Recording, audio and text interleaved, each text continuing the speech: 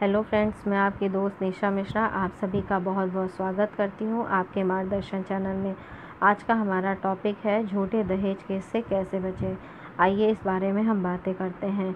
इसके अंतर्गत क्या होता है कि महिला के द्वारा अपने पति तथा ससुराल वालों के विरुद्ध एक शिकायत पत्र दिया जाता है, जहाँ पे वह बताती है कि मेरे ससुराल वालों के द्वारा, मेरे पति के द्वारा मुझे लगातार दहेज के लिए प्रताड़ित किया जाता है, मारा पीटा जाता है, मुझे अपशब्द कहे जाते हैं, मेरे स्त्री धन को छीन लिया गया। इस प्रकार के वो तमाम आरोप लगाती है और अपनी बातों को कहती है तथा प्रयास करती है कि उसकी जो भी शिकायत पत्र वो जो लेके गई है या जो भी उसके जो आरोप हैं उनके आधार पर उसकी एफआईआर लिख ली जाए।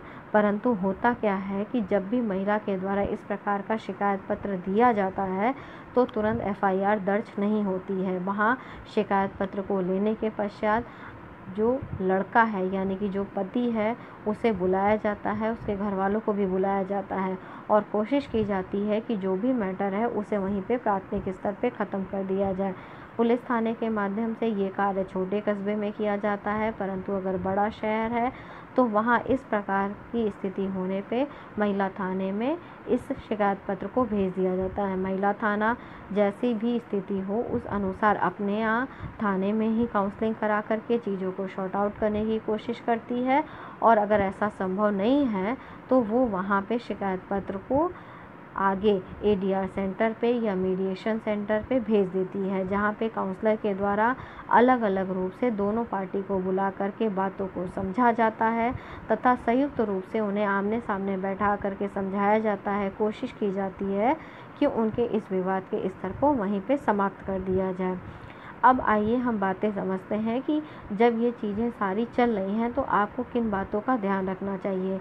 जब भी आपकी पत्नी के द्वारा शिकायत पत्र पुलिस थाने में दिया जाता है या महिला थाने तक वो पहुंच रहा है और आपको बुलाया जा रहा है, बुलाने के लिए जब भी उधर से कोई आ रहा हो या किसी प्रकार का कोई फ़ोन आता है तो आपको तुरंत जाना चाहिए। वहाँ पे जा कर के अपनी बात को स्पष्ट तौर से रखना चाहिए और एक चीज़ आपको बिल्कुल भी नहीं डरना चाहिए। एक बात और हमेशा याद रखिए कि शिकायत पत्र देने का मतलब ये नहीं है कि अब आपके ऊपर एफआईआर दर्ज हो गई है। यहाँ पे अभी तक आपके ऊपर कोई भी एफआईआर दर्ज नहीं हुई होती है। वहाँ पे बुला करके चीज़ों को समझा जाता है कि वास्तविक स्थिति क्या है। तो जब भी आपको इस प्रकार से बुलाया जाए तो आप वहाँ पे जाइए, स्पष्टता के साथ, दृढ़ता के साथ अपनी बातों को रखिए और बिल्कुल भी उग्र होने की आवश्यकता नहीं है। समझ लीजिए कि ये एक समस्या है, थोड़े समय के लिए है और जल्द ही समाप्त हो जाएगी, इसलिए आराम से विनम्रता से अपनी बातों को कहिए। अब अगर ये शिकायत पत्र जो कि काउंसलर के तक पहुंच चुका है, वहाँ पे अगर ऐसी स्थिति बनती है कि हाँ सुलह समझौता हो गया, चीज़ें ख़त्म हो गई, तब तो बहुत अच्छा है।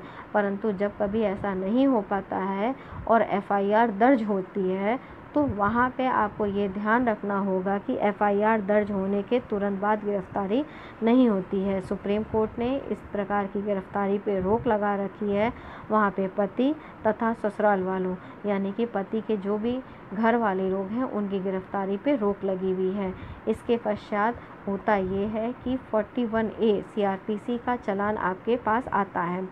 उसके अंतर्गत एफआईआर जो भी हुई है उसमें कौन कौन सी धाराएं लगी हैं, जैसे 498A की धारा हो या 323 आईपीसी हो या फिर 406, 506, जो भी धाराएं लगी हैं, जिस भी प्रकार के आपके ऊपर आरोप लगे होंगे वो धाराओं का वर्णन रहेगा और एक ये तारीख बताई जाएगी कि आपको इस तारीख को उपस्थित होना है न्यायालय में। उस दिन आप उपस्थित होकर के वहाँ पे आप अपनी जमानत करा सकते हैं। ये तो वो सामान्य धाराएं थी जो जनरली लगती हैं, परंतु कुछ और भी धाराएं हो सकती हैं जो लगाई जा रही हो पत्नी के द्वारा।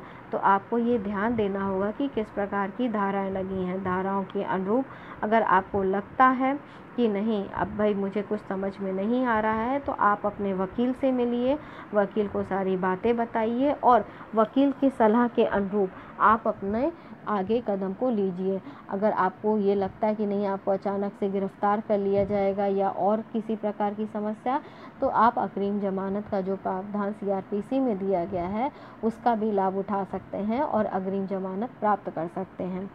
मैं आपकी दोस्त निशा मिश्रा, आपका चैनल मार्गदर्शन। इस वीडियो के अंतर्गत अगर आपको लगता है कि मैंने आपको कुछ ऐसी बातें बताई जो आपके लिए बहुत हेल्पफुल है या आपके फ्रेंड्स के लिए बहुत हेल्पफुल है, तो प्लीज़ इस वीडियो को लाइक करिए, चैनल को सब्सक्राइब करिए और वीडियो को ज़्यादा से ज़्यादा लोगों तक शेयर करिए। और आपकी अगर कोई भी व्यक्तिगत समस्या है या आपको लगता है कि मुझे इस संबंध में किसी प्रकार का प्रश्न पूछना चाहिए, तो आप निसंकोच होकर के मुझसे प्रश्न पूछ सकते हैं। आप अपने कमेंट मुझे ज़रूर लिख कर के भेजा करिए।